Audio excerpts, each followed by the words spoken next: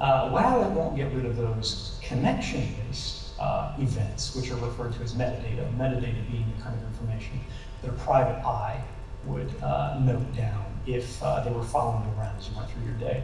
Like they couldn't hear every word you're saying if they sat near you at the cafe, because if they're leaning over on your table, you'll probably notice them. But if they're sitting far away, they'll still see who you're meeting with, how long you were there, where you went afterwards. In the United States, this metadata-based information is not legally protected in the same manner as the content. So the government goes, oh, it's just metadata, it's just metadata. But your records of your metadata are incredibly sensitive, and they say everything about you. They tell the story of your life. The director of the National Security Agency said, we kill people based on metadata. And he's right, that's how we target our drones. We don't know who's carrying the phone.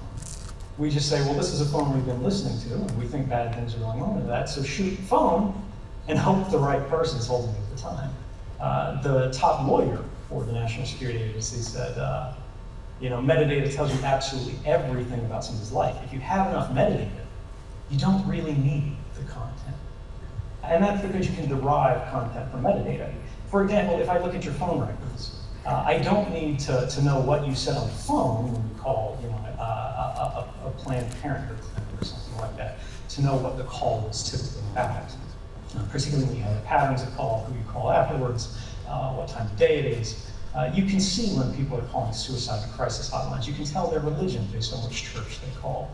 All of this information is out there. But increasingly, we're developing technologies, encryption, mixed routing networks, that allow us to divorce the fact that we're communicating, or who we talked to, from the actual structures and mechanisms that were used to create communication. Now, this is fairly technical, but the idea is that what you really need to think about is what you care about. And the thing that people debate as saying this is about privacy, this is about privacy, it's not really about privacy. It's about liberty. And in the same breath, we say privacy is dead. That's a quote by a friend of mine, Jake Abel.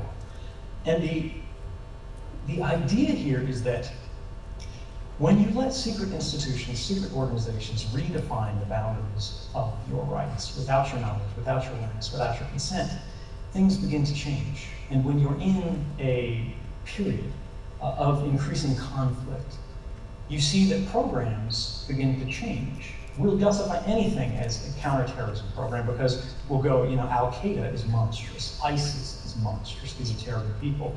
And of course that's true, but we get programs, for example, one called Shenanigans, appropriately, where the NSA and CIA cooperated to put drones in the sky in the Middle East above countries like Yemen, and they connected sensors to the bottoms of them, which would listen to all of the transmissions that were coming from every wireless device, every cellular phone, every computer with a wireless card in it, every iPod, every iPhone. And they would be able to tell who lives where in the city based on their devices. And these things could transit, and as drones get, they become increasingly sophisticated, they can stay up for longer periods of time, and we go, all right, well, it's fighting terrorists.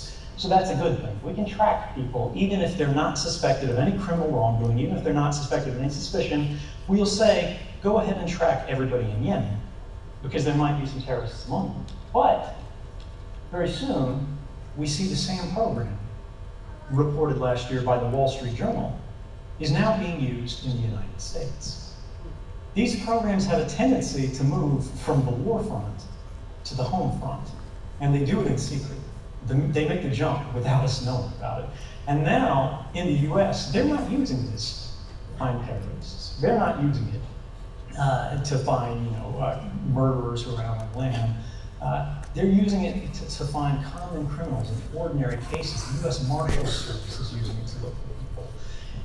And when you think about what can I do, the most important thing is to think about where your values lie on these issues and being willing to take a stand for it. Challenge people, challenge politicians. Make sure that they don't get away with just saying, well, this is about terrorists. Because when you look at how they're actually being used, eventually, you see that the people being targeted by these programs are groups like Amnesty International.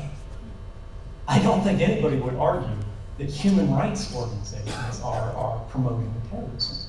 And yet, increasingly, that's what happens. So if you want to be able to do something about that, you have to stand up and say something about it. You have to do something about it. And you have to make sure that when people try to change the boundaries of your rights, that you go, look, rights aren't granted by government.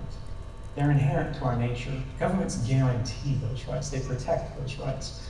But if you start to interfere with those rights, we'll find ways to claim them for ourselves. We'll enforce human rights through new means, even if we have to rely on new technologies like encryption. So it sounds also like you're saying that maybe encryption isn't the answer that we should all be looking to, but maybe more social movements and actually taking action. Right, well, they're linked together. I mean, the idea is if you're organizing in the United States, we have within living memory directors of the FBI who were writing letters to Martin Luther King and trying to convince him to commit suicide, who placed newspaper officials and civil rights organizations under surveillance for reasons as small as the idea that they wrote a critical column about the director in the newspaper. And that's not to say that, you know, the FBI is wildly out of control today. Because in many cases, in actually my experience, these are good people doing bad things for good reasons. It's because people say this needs to be done, it's going to save lives, it's going to keep people safe. There aren't any villains here. The problem is that if we're going to do these things that restructure society for the benefit of police and law enforcement, you know, if we're going to outlaw curtains and allow people to, you know, walk in on doors because it might provide some efficiency boost in criminal investigation, which is, of course is true. You know, if police were to waltz in any home, that would be effective. But you have to be able to organize and to be effective in pushing back, to plan a protest without the government or any adversary, even whether it's a corporate organization, you know, SeaWorld sending infiltrators into protest movements.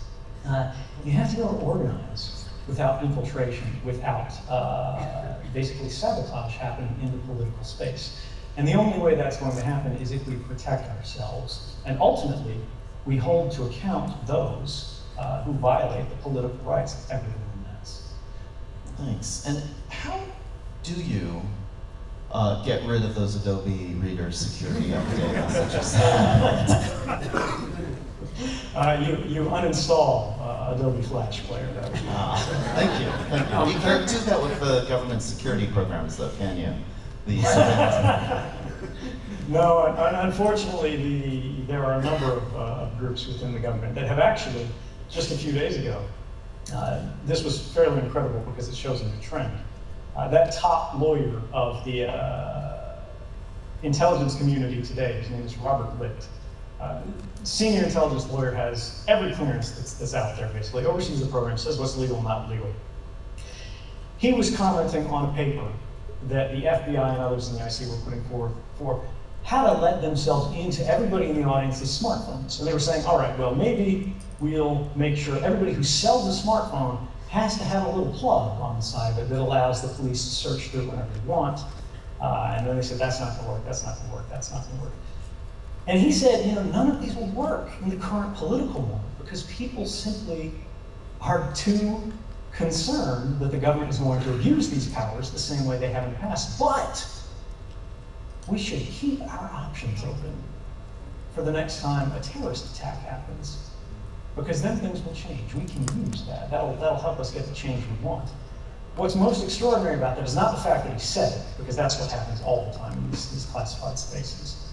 There's always sort of a plan to take advantage of the next crisis. But what's extraordinary is the fact that it was leaked, and 1 month later it was on the front page of the Washington Post. And that's a change that I think we will all benefit from. All right. We do have one person up here on stage who hasn't yet asked you a question. And Edward, would you like to ask absolutely. anything? First off, thanks for the gig. Secondly, thanks for making pale guy's rebellious, and then finally, what do you think about Joseph Gordon-Levitt? Because he's playing you now. He's an amazing actor, and I couldn't be more flattered. He's a little tan, though. He's more tan than I am. He's also spent a little more time in the gym. Oh, okay, thanks, Ed. Listen, we do have one last little exercise that we'd like to do that you could use your smartphone for. First, we're going to demonstrate live. We're going to give a little call here to the Office of the Pardon Attorney for the United States Department of Justice. This is something you can do. You want to read out Yeah, the I'm phone going to read number? out the phone number. It is 202. Yeah, just take it down because we're going to do it live. We're going to put it on We'll tell you speakerphone afterwards. But so 202 616 6070. That's 202 616 6070. Office of the Pardon Attorney of the U.S. Department of Justice. And let's ring them up. And now we're going to put this on. Speakerphone. Yep, you got it away? Oh. I don't know. It kind of.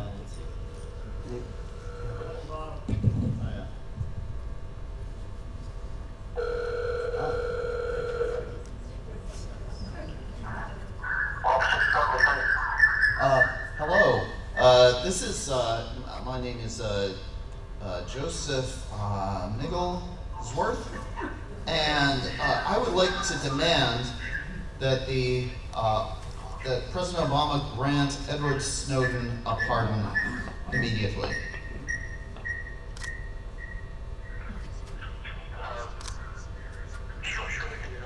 What is going on back there? Recording. I'm sorry, we missed that. Could you say that again? You can call back Monday. He says call back Monday. They can do that. They're going to take care of it. But I thought I heard somebody actually speaking those words in the back of the room. Is the office of the Maybe it's back there. Is that Department of Justice in the house right now? Okay, they're really actually closed. But you can call back on Monday and actually do that. We should really get that number to Edward Snowden. Yeah. You have that number? You can also call the White House at 202-456-1111 Eastern Standard Time, 9 to 5, starting Monday through Friday. So save that number, 202-456-1111. We don't expect that it will get a direct result, but it's one thing you can do on Monday morning that's a start to your fight to contribute to getting this guy actually back in the U.S. And so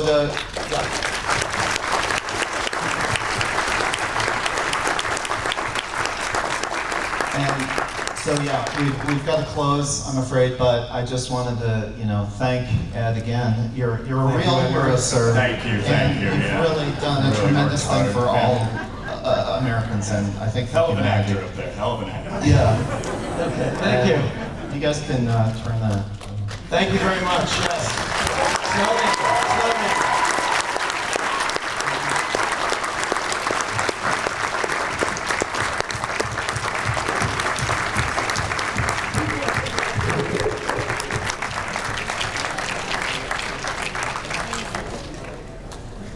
You take a picture of that already? Okay, now you got my phone.